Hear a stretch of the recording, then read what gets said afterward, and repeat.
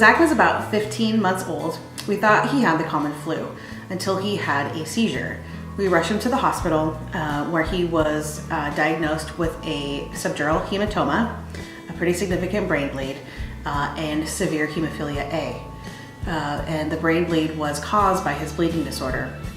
At that point, the world kind of stopped for a moment.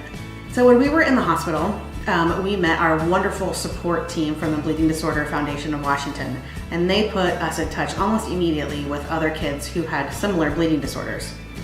We found out that Camp IB Junior was just a couple of weeks away, and we all kind of just held our breath until we could make it to the first Camp IB Junior, where we would meet other kiddos and families who had the same reality.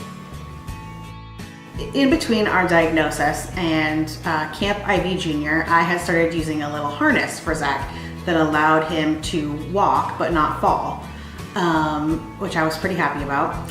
And when we arrived at Camp IB Junior, we met this wonderful gentleman, Justin Smurs as we all call him, and he introduced himself and said that he would be taking Zach and hanging out with him for the weekend.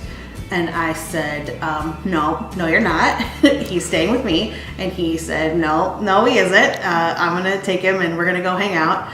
And then he said, and we'll take this harness off too. And I said, no, you don't. You don't understand, Spurs. He has severe hemophilia A and an inhibitor, and he can't fall.